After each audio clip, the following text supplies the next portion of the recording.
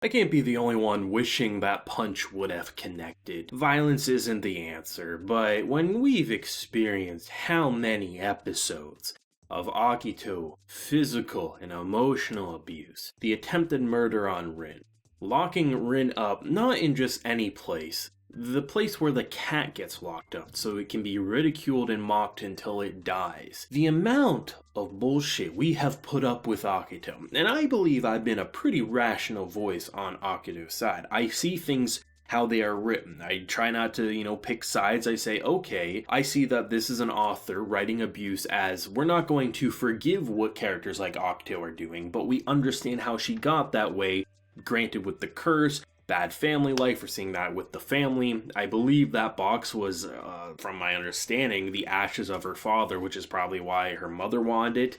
Either way, they wanted that, right? There's a lot of things that triggered Akito to become the way she is. However, it doesn't change the fact that Akito needs to be punished and just removed from this situation. Even though there's certain characters like Kurno and Shigure who probably would be fine with Akito after the curse is broken, I feel like there are plenty who would just stay clear for natural reasons. I don't think Rin has any real reason to be buddy-buddy with Akito even if she becomes Cinderella afterwards, right? And to watch this episode, this is without a doubt the most heated I've been watching Fruits Basket, and I think it's not necessarily because of this exact situation, but it's because of everything that's been building up, right? And to have someone finally snap, and I mean really snap. Haru is without a doubt the man. He is everything that we needed to see in this situation. And it's pretty sad that even after everything, the bonds are so strong that he was actually going to turn back and go back to Akito as he was storming out to go to Rin. If it wasn't for Kurno, he would have just been roped in. And to see the webbing of the bonds starting to snap more and more, even if we haven't full-on broke it, it's very interesting to see that these quote-unquote bonds that she's trying to hold on to, where everyone is hers, that is her right, she is their god, and characters like Shigure should just get with the program, right? If I want to bang your cousin, I will bang your cousin because they are mine. This is a character who is without a doubt warped, and to see what she did to Rin, this is beyond twisted.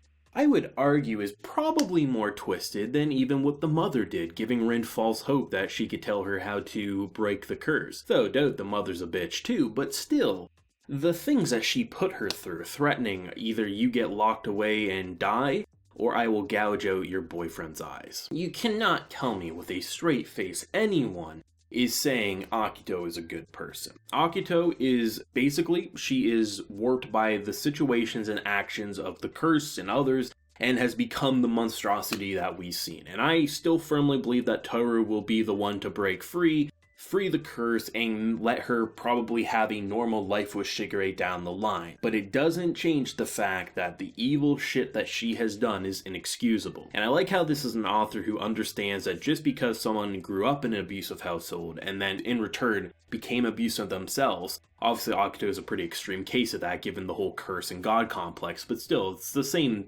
type of idea, that we don't have to excuse her actions, we just understand how she got to become the monstrosity that we're seeing. And the situation with Haru, I have never been more proud of a Fruits Basket character, I gotta be honest. Haru was done, Haru was ready to get killed himself, and Haru without a doubt I think proved that any of the Somas can overpower Akito. It seemingly is that. Rin is a character who was frightened by fear, but I feel like had Rin had the same type of rage towards Akito, I feel like Rin probably could have overpowered her as well. Akito is someone who has all this power based on a title, but once someone physically goes back against her, there's not much that she can do. Sure, we saw her destroy her mother, right? But at the same time, that's a little different. We know how much she hates her mother. Any of the people who are supposed to be bound to her by this bond, if they have that level of determination to go against them, it kind of seems like they can overpower both physically and emotionally. And it was interesting to see Haru's rage and how he was just done with this shit, and how he even blames himself because he felt no different than the parents who understands that what their actions would do to essentially the person that he loves, right? I was actually a little worried in this episode when Kurno was going up into the building where clearly Rin was being kept. I thought he was going to say, how dare you give her food, because I thought he knew about the situation and that, this woman was going behind their back because she just couldn't stand to let someone starve. But the fact that he had no idea and he full-on betrayed her. I mean, got her to a hospital, right? And the fact that Rin was so scared she continued to walk back because she didn't want anything to happen to someone like Haru. There is some pain. This episode wanted to make you mad, and it did so with grace. The writing quality in this season is fantastic, and you definitely feel like we're building up to the conclusion. And honestly, it feels like with each episode, each chapter is pretty much ending, and we're building up to that last confrontation between Akito and probably someone like Toru, and whatever happens will be the make it or break it for everything. And I feel like what seemingly is gonna happen, I'm not sure if this is exactly what's gonna go down, but it feels like based on the strand not fully breaking in this episode, but starting to snap and kind of like threads are going away. I'm wondering if with each episode building up to that final confrontation, every character will have their threads kind of like getting closer to being destroyed, and whatever happens with Toru versus Akito, whatever that may look like, will probably then cause them all to snap simultaneously or something like that. Maybe they won't go that direction, but it'd be a pretty cool narrative plot point to kind of go with if they wanted to pursue it. I just felt like this episode was pain. Like, you have the cute moments with the kids. I mean, it just felt like everything there was ending pretty wholesome. You know, we're getting to cry in front of each other. We're understanding that we both blame each other for each other's shortcomings. And honestly, it just feels like everyone's relationships are going smoothly. And then in comes the Rin plotline. We are reminded, oh yeah, this is a bitch who pushed her out of a window trying to kill her just because she didn't like her. And it's horrible to see how the females are treated, especially in comparison to the males in the clan, because Rin and just all of them, it feels like they are just so disposed of because they don't want competition, especially between the mother and daughter here with Akito and her mother. It's just like, what is going on in this world? But like the characterization of Haru, like who would have thought the introduction of Haru, like you just like, oh, okay, you know, it's a rash boy, he's a little bullheaded, it turns into such a compelling character, but that's kind of every character in this show. Like, I've always said it ever since Akito first started being horrible, that without Akito, this show would 20% of what it currently is, right?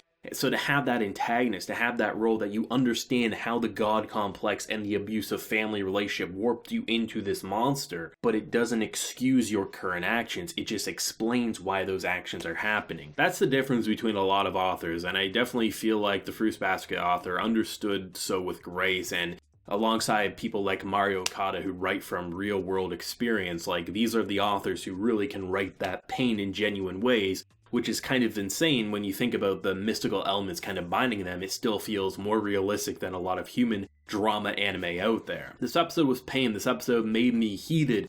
It made me done with Akito's shit, but I am excited to see how the curse will break, and hopefully this will be the last we have to experience of bad things towards Rin and Haru. But then again, the bonds haven't been broken yet, and yeah, things are probably gonna just keep getting crazier from here. But for right now, I leave this episode satisfied with, you know, our boy carrying her off, no longer being that small child who had to run away to either get help or be afraid, as those children are watching in awe, not knowing what's happening. But it was pretty cute nonetheless, and to see that you're not a burden. It's very similar to the feeling I had last week with our boy Yuki, just saying the words that someone's been waiting to hear for so long. Rin got the exact same treatment with her boyfriend, and it was goddamn beautiful after being so damn dramatic and heated. Let me know your thoughts and feelings. This episode definitely got me emotional. Did it get you emotional? I feel like a lot of people probably will be in the same boat, but let me know your thoughts and feelings, and definitely your favorite moment down below. If you enjoyed the video, leave a like, share your support, and hit that subscribe button if you're happy new around here. So until next time, everyone, please take care and have a good one.